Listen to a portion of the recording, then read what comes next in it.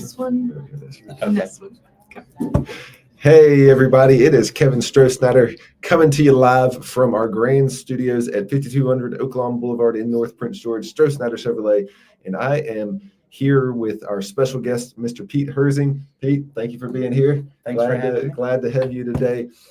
This is our 13th episode of Community Driven, where we get to dive into people who are working and doing great things in our community. And Pete is doing some great things within our community. So I can't wait to share this with you. Also, just so you know, if you're watching this later, this is not my normal attire. It is just before Christmas and it's tacky sweater contest day today at Strosnider Chevrolet. So that's why I have this beautiful tie and everything on. Pete, you're looking a lot more sharp than I am. So thank you. But no, glad to have you here with us today, and we're going to dive right in here. So Pete, again, thank you so much for being here today with us. So tell our viewers a little bit about you and your background, and then we'll get into the Special Olympics. I was born and grew up in Pennsylvania, a small town in Pennsylvania, not unlike Prince George County. So transplanting down here wasn't too big of a deal for me. I went to Penn State and graduated with a degree in elementary education. Okay. At that point, years ago, it was tough to find a job as a teacher. Really? So, yeah. And Pennsylvania is notoriously hard to find. It is because job. Yeah. There's good benefits. A lot of tenured teachers like to hang around for a long time, long past when they should be hanging around. I applied at the elementary school I went to, and there was just one school in my hometown. And the principal, who was the principal when I was a kid, showed me a Xerox box full of applications. And he said, all these people are in front of you because they all have experience. He said, you're not going to get a job here for a few years. So I substituted for a year and then came down here to work with Chesterfield County Parks and Rec. Okay. My sister was already here working for them and working for the school system in Richmond. And I worked as an inclusion coach for Parks and Rec. So kids with special needs that participated in their activities over the summer camp especially, help transition them into the programs, help them with any kind of adaptations that they needed while we were working together. And eventually I did end up with a job in Petersburg, then in Prince George, teaching second grade. Okay. Did that for a few years. Then I did fifth grade for a few years, and I'm currently one of two elementary gifted resource teachers that works for the county. So that's awesome. Yeah, I travel between three of our schools, Beasley, Middle Road, and North. So how long have you been with Prince George County? This is my 23rd year with Prince George. 23 years. Yeah. That's crazy. Yeah. It doesn't seem like I know. That's amazing. Yeah. I followed my wife because she's also a teacher, Krista, and she and I met when I was working in Chesterfield.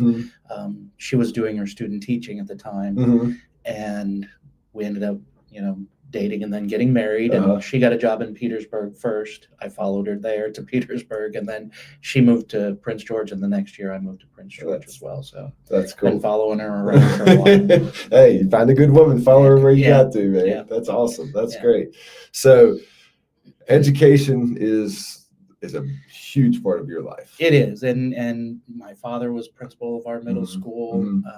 Had aunts and uncles that were teachers, had cousins that were teachers. So spent a lot of time around teachers when I was a kid. So it seemed natural. My mom tried to push me in the other direction. She wanted me to be an engineer. But wasn't happening for me. So. I don't know if you know this or not, but my wife and I were both teachers. I was a teacher for 8 years. She was 7 years. I don't think I knew that. She did second grade, and I did eighth grade math. Oh, yeah. You're brave. So education is important to me too. It's near and dear to our hearts, and we are full-time educators of our children now. So so we do that.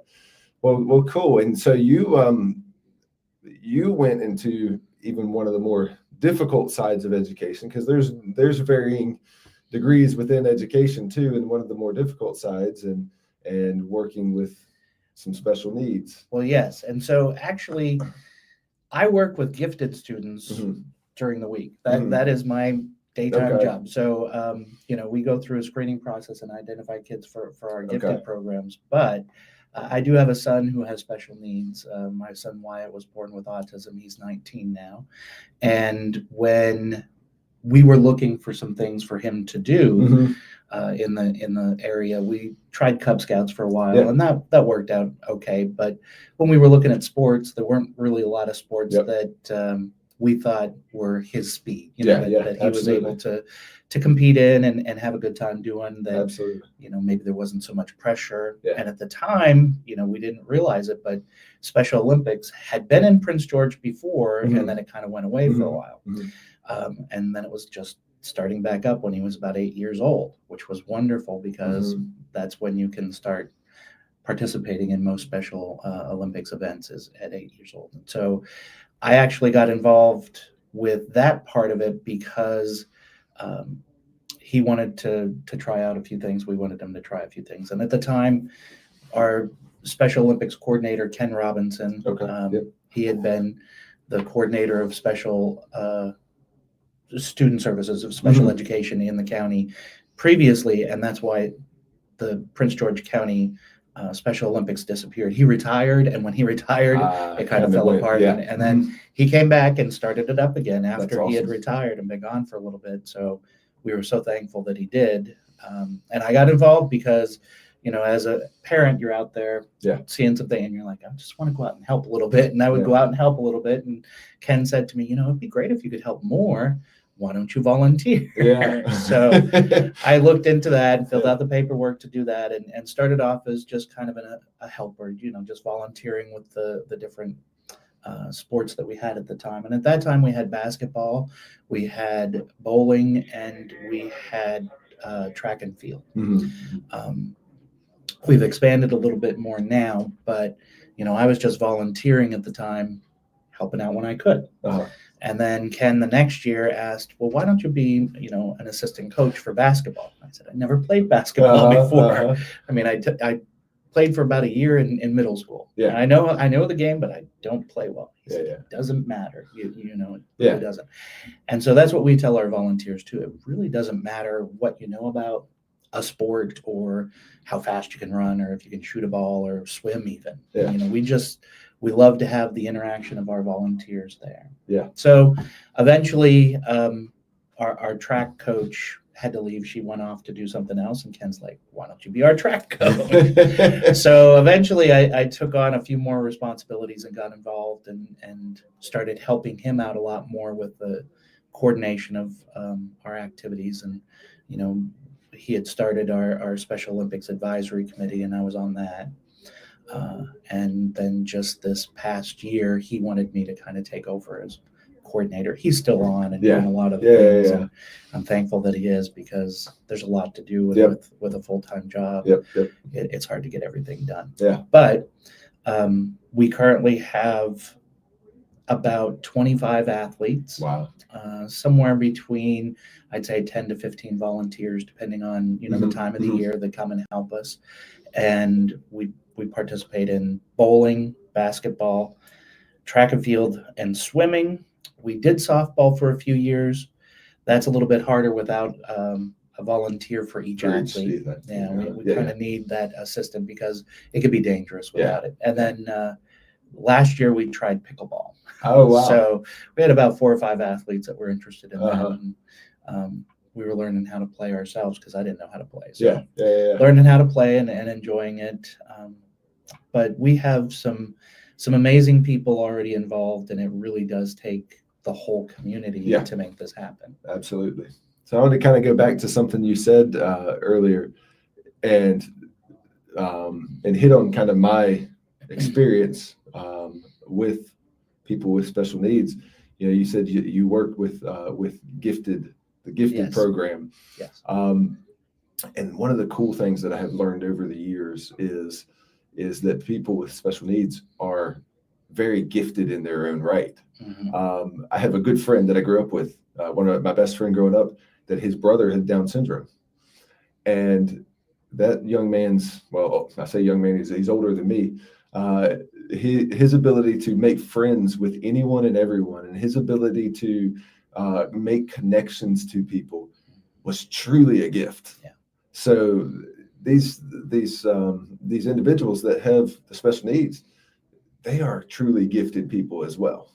Correct. Yeah. I agree. And the same can be said about when you work with people who are exceptional. You've got different ends of the spectrum. Yeah. And when you're talking about people that work with people within that those two groups, I find that if you're good at working with one, you're good at working with the other, because the need there, the thought behind it is these individuals are very individualistic. They have their own personalities and their own needs, and everyone is different from the next. But I agree with you. There are a lot of the athletes that we work with that are just bubbling with personality. And they make our volunteers happy, make us smile, make us love being there and love doing things with them, because they are really having a zest for life is a gift in and of itself. It is, and there are so many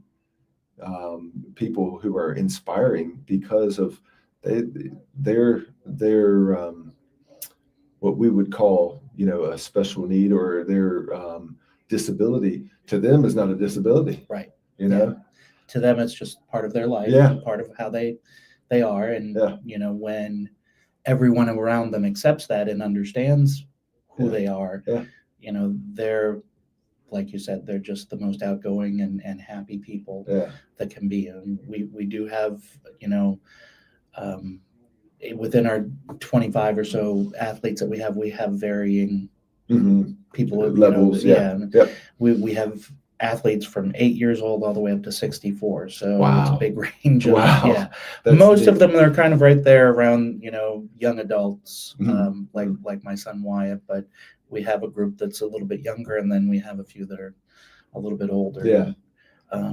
We love getting together and being together. They don't mind sharing and being a part of the group. So tell us now, this is based in Prince George, but is it just Prince George residents? Tell us about that. Yeah, so it is based in Prince George. Right now, we're part of what is considered Area 16 in the James River District for Virginia Special Olympics. Okay.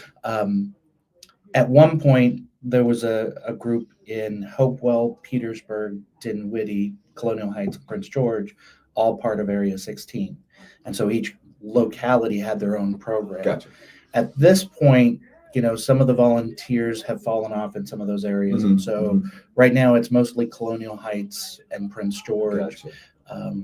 And so we have kind of taken in a few athletes that are from different areas because they don't have a program currently. But, we're always willing to take in more. Colonial Heights has a much larger program, and they've taken in a lot of those athletes as well to continue having that. So most of our athletes are Prince George residents or live on base on Fort Gregg Adams, but a few of them are from, Sussex or, Dinwiddie or surrounding areas. We had some from Chesterfield before that participated with us, because sometimes their programs get a bit too large. And they don't get to do everything. Very large area. So tell us, do you have stuff going on right now, or when's the kind of the time frame for Special Olympics? It's similar to the school schedule, and that, just works out because that's when most of the competition and other activities going on happen. And so we usually start up in August with a meet and greet picnic that we welcome back our returning athletes, meet anybody new, invite the community. We've done that for the past, I want to say 7 or 8 years at Camp Kahuki. Okay. And we started off, it was coordinated with the Baptist Church Association. It had a picnic day, and they invited us, which was wonderful and was so great. And they let us come, and then they've kind of fallen off doing that, but they still allow us to use the facility. And that's down off of kind of down off Cortland exit area. Right in that area. And it's a really nice place. They let us, the police department helps us out, Prince George Police Department, Paul Burrows, and he really helps us out.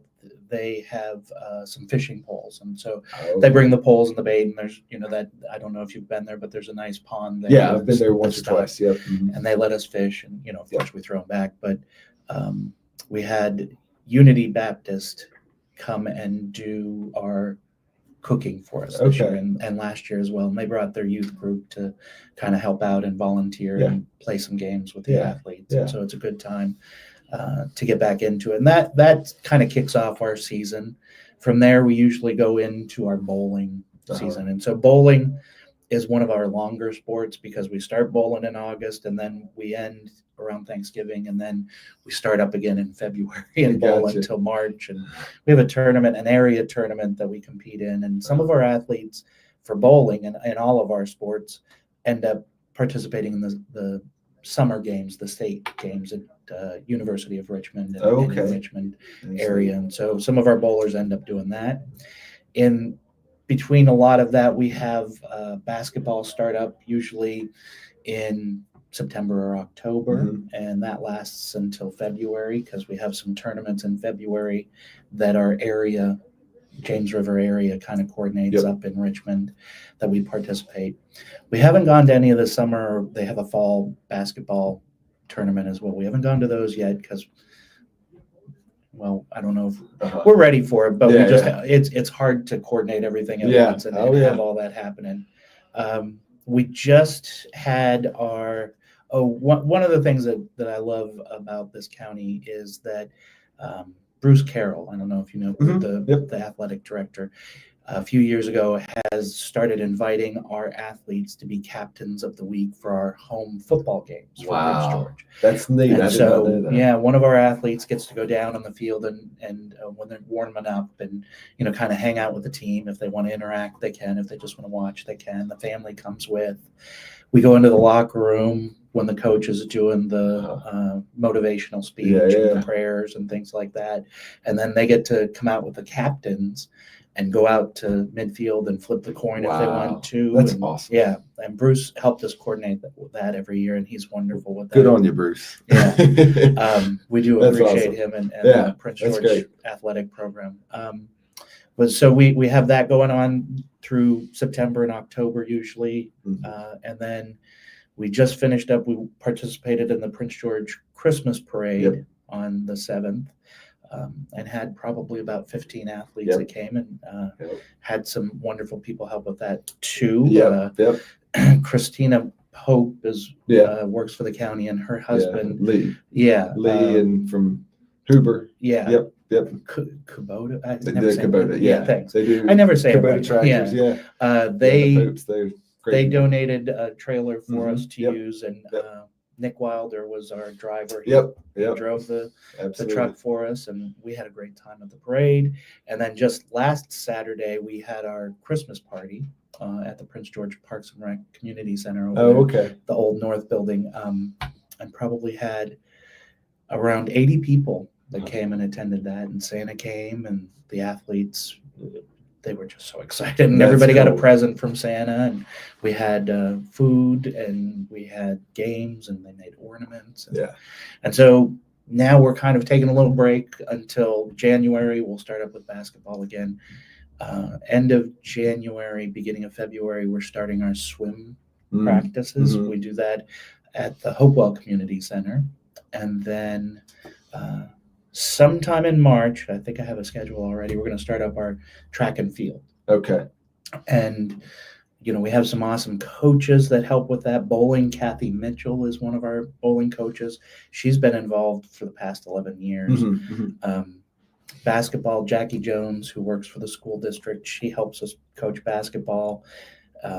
Garth Graham, I don't know if you know Garth, he's a wonderful community member that helps coach track. And Pam Stoltz she worked for the county. She retired last year, but she's our swim coach. And so there's various volunteers that come and help at all these events. Awesome. Probably this year we're going to try pickleball again. Maybe start a little bit sooner when the weather's nice, because we usually play over at Temple Park. They put in they have a pickleball court. The county took, I think, two of the tennis courts and converted them into 4 pickleball courts. Okay. I didn't know. And we had some community members, just some our neighbors. The Brigmans donated some pickleball equipment, brand new pickleball equipment. They were wonderful, cool. And we got to play pickleball for about 2 or 3 about 2 months last year before it got really hot. And Uh-huh. we're like, it's a bit too hot. Even at 5, 6 o'clock at night, it was way too hot. Yeah, we were suffering. We weren't having as much fun. So we kind of called it quits on that. But I had thought about doing it over the summer, but moving it to the morning time, maybe when it would be a little bit cooler. But we'll try that this summer possibly. But that usually wraps up, our season. We have an end of the year party somewhere in there. And I know before you guys have helped us out with that. Strosnider has helped bring the pay for the food from Primo's, and we had that the past 2 years. We've had other restaurants in the Luca's and Morelia's and Nanny's all help us out with a lot of that too. Absolutely. And really, there's a lot going on that if we didn't have so many community members involved, we couldn't do as much as we do. Well, and to that point, I know that you've just mentioned a lot of things that y'all do, and you've mentioned a lot of volunteers and situations where you could even use more volunteers. And I'm sure you're constantly looking for people who would be willing to volunteer. So tell us a little bit about, maybe what you're looking for in a volunteer and how people can connect with you, and if they're interested. Tell us a little bit about that. Yeah. To become an official volunteer for athletics or for some of our events, there's a little bit of documentation that has to be completed that the state requires. There's a background check for adults and some of that happens. But of course, people can still volunteer in other ways too, and just kind of help with setup, or like donating time for helping out with the parties and parades and things like that, where you don't have to go through all that process. But in order to become a volunteer for the Special Olympics of Virginia, they have the links for everything on their website. They have a portal that kind of guides you through if you want to be this level of volunteer, if you want to be a coach or something like that. What do you have to do? And there's some courses that you have to take on athlete safety if you want to become a coach, that they make sure that you're aware of. But that makes sense. Yeah, we had one of our athletes. His brother recently graduated from college, and he's home now, and he wanted to help out. And so one evening, he said he sat down and did everything, in the matter of 30 minutes. So it doesn't take a long time. So it's not like a huge. Yeah, no. And there's a background check for adults if you're over 18. But the Special Olympics of Virginia will pay for that. It's a $10 fee or something. Oh, wow. So they pay for it if you're, willing to submit to that and become an official volunteer. After they become or even before they become the official volunteer, if they were just to contact me, and I've got information in our pamphlet here with my number and my email address that they can reach out to me if they wanted to volunteer, and I can guide them in the right direction as far as that. Or if they just wanted to say volunteer for a party or an event that we have going on, they could contact me and I could help set that up. Would it be okay if we put this out on our Facebook and stuff? Certainly. For our people? Yeah. Okay. So we'll definitely put that out there. Best way to get in touch with you, is it phone or email, or does it matter? Doesn't matter. Either way, phone, text, email, that's on there. Either way, I'm good with, and I usually get back within 24 hours. Gotta get school trained you for that. If you don't do that, people get a little bit antsy, wonder where you are, why you aren't responding. But I get back to them pretty quickly, and like I said, the process of becoming an official volunteer doesn't take that long at all. But we can always use all the help, and it's really rewarding. I mean, the athletes, like you said, they're very bubbly and happy people. They love participating in anything and everything that we do, and they love people. And for me, in my experience, they're happy and they're excited you're there, but the reward is just as much for the volunteer as it is for the athlete. The time spent, the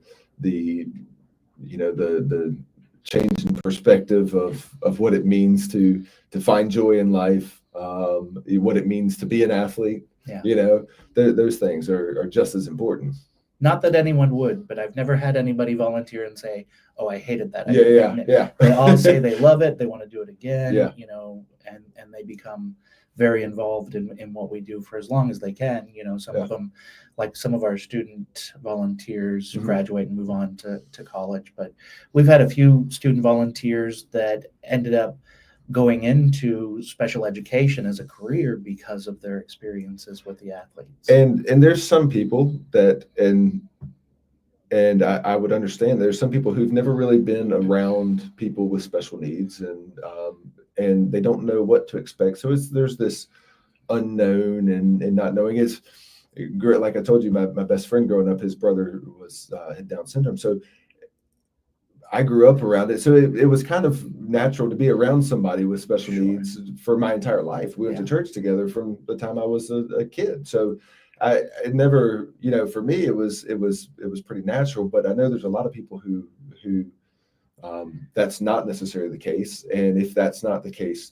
then the first time, coming into a situation, being around someone with special needs can be a little, I don't know if overwhelming, or they're just unsure. Intimidating is a good word Intimidating. too, because you're not sure what to expect. And maybe coming in, you're feeling a little bit anxious about, I don't want to do or say the wrong thing. I don't know what to expect. And I think that happens occasionally, but once you're there, and you're never going to be alone with an athlete or a group of athletes as a volunteer, there's always going to be multiple people there helping out. And, for all of our practices and events, the families are very involved. Parents bring the athletes, and we require them to stay in case, they need them for something. And so you're never going to be alone with them. And once you're there for, 5-10 minutes, then, like you said, you start seeing, this isn't, what I thought it was. This is a little bit different. And these are just people that are wonderful and happy people and glad to be doing what we're doing. And one thing that we have going on in our school system that we've run for the past, we're going to be doing 4 years now, consecutively since COVID, because we had to cancel for COVID, but we did it. I think this is our 6th one, our feet meet that we do every year. The feet meet is to kind of encourage that in young people, that experience as a young person, so that you don't have that kind of thought of a stigma around, people with special needs, that you're not intimidated by them, and that you recognize them. And then for our special needs students that are in the school system, we have somewhere around 250 students that participate in the feet meet, along with about 250 partners that partner up with them. They get to know each other. It's not all about just that day, because there is an event that's sort of like a field day almost, with different events out on the Prince George High School football field. That's awesome. But they have other events building up to it. They have little parties and get-togethers, and they practice at the school and train, for the events that we have there. And so that helps them make that connection that some of the athletes then have as they grow up, together, that next year there you are in the cafeteria and you look over and you see your buddy from last year and you're like, oh, I know them. And, they can go over and say hi, or, their buddy sees them and they go over and say hi to them while they're there at school. Or maybe, multiple years they participate with each other and build a relationship that lasts for a nice long time, and helps them understand a little bit more about each other. That's awesome. Well, Pete, we're going to wrap things up here in just a second, because we've kept you long enough, and we appreciate you being here very much. Do want to end with a couple questions for you. So on a personal level, this is a little bit away from Special Olympics and all this stuff, but just me as a person, I always love growing as a person, and as a father, a husband, as just a human being. And I do a lot of reading. I read a lot, and growing up, I did not read at all. And the older I got, I have, and I love getting into books. Is there a book that has helped you develop as a person, that you can think of, something that has impacted your life? Well, I don't know that, as a teacher, you do a lot of reading about teaching. And it's not as fun as it is enjoyable. So Just when I'm find out. not reading for my job, Mhm. I like to read things like Stephen King Mhm, or Those aren't always inspirational. no, Stephen they're King. not. No, they're not. Definitely not. And I also like like comedy, like science fiction comedies. Yeah. Terry Pratchett. I don't know, and I'm Neil not Gaiman, sure, but I think of a book that I used to read every year with my fifth graders called Bridge to Terabithia. Yeah, absolutely. And to me, there's a story within that story of the connections that the kids had, and it really helps my fifth graders. It would help them grow every year a little bit in seeing that. And so, in a way, that's kind of an inspirational book, but I don't know. Yeah, that's perfectly fine. There's there are some. It's funny. I was telling my kids not too long ago that the stories within the story of the movie Frozen and Frozen 2, there's some really good things that you can pick up from those movies. So even things that are intended maybe for a younger audience, you can really find some really good things out of them. So and that was one thing as a classroom teacher. When I did teach fifth grade, sometimes my kids, even though they were reading at such high reading levels, they want to get a book that they enjoyed when they were, in kindergarten or first grade. And I'd always encourage them, get that Dr. Seuss book or get that, because it just fosters that encouragement, the love of reading that they're going to have, and lets them reinforce that. And so I always enjoy reading kids books because they're easy and they're simple and they're quick to get through, but they're fun and they're enjoyable, and you get to make a better connection with the kids if you understand what's going on in their minds with that. All right, Pete, you got the world paying attention.